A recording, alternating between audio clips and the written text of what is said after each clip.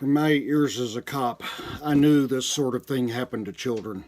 I had to be professional and not jeopardize cases, bury my fury and desire to take up offenses of the innocent, and refrain from personally taking vengeance on their behalf. But until I met John King, I'd never seen what those children were like decades later. And he's only one of them. He managed to create his own help when he found no one had created it for men like him. He sought out the tools, weapons, and exercises to do daily battle with the demons that will wage war on him for the rest of his life. And then a man who was forced against his will as a child to bear his body decided to bear his soul of his own free will to help others in similar circumstances.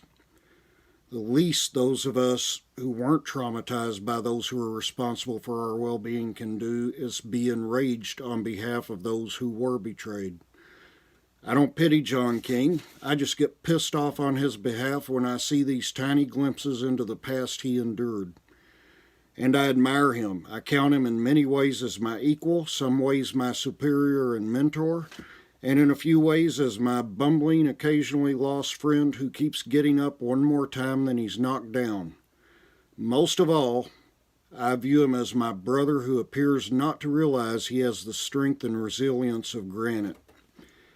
I read his book, Deal With It, and though I don't have PTSD, I felt damn near like the book was giving me a case of it.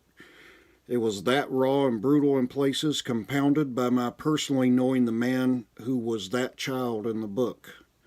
It's an incredible help and blessing to those who are living with past or present trauma, and it's a fascinating, horrifying, redeeming roller coaster of revulsion, humor, tears, and joy for anyone else brave enough to read it. I would encourage anybody out there who has a grown-up brain to read this book, whether you have PTSD, whether you know somebody who has PTSD or not. It's one of those things that will reveal things that go on in this world that most people refuse to believe, refuse to expose themselves to, but that really need to have a light shown on them. The more this book is read and talked about, the more people in similar circumstances will be able to find help rather than being lost and having to search it out for themselves as John had to.